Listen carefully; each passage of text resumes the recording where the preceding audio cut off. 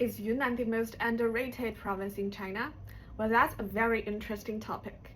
First, the scenery. The great part is you don't need to fight crowds to find a beautiful photo spot because you can walk into almost every village and be surrounded by quiet, beautiful environment. But what intrigues me the most is most villages still kept their old market tradition, which means perhaps on every Friday or every Saturday there will be a regular gatherings and the people will come down from their mountain and bring in something they pick or they grew or they hunt. That is really fun. More than half of them, well, for me, I've never seen in my whole life.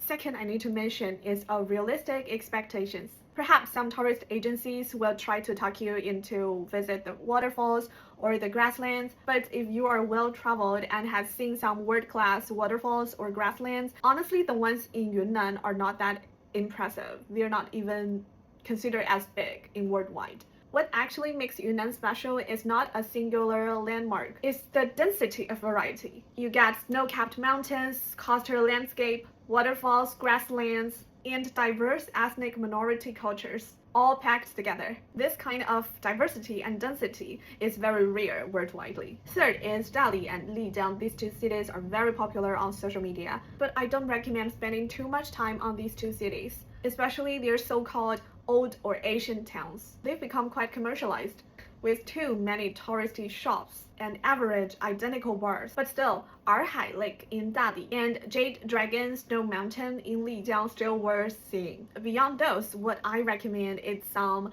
less popular cities on social media but really beautiful, like Xishuangbanna, Pu'er, Shaxi, and Jianshui. Jianshui, for example, is rich in Yi ethnic minority culture. The major ethnic in China mainland is Han, but in Jianshui, you get to see the Yi minority culture, which is so interesting and so fun. And finally, another great advice is skip the big tour groups.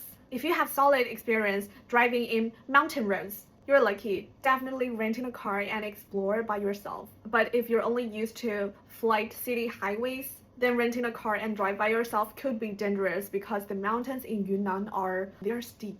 Also, Yunnan is not that international as Beijing or Shanghai or Guangzhou, so language barrier could be a bigger issue in Yunnan province. And one super important thing that defines the trip to Yunnan is the food.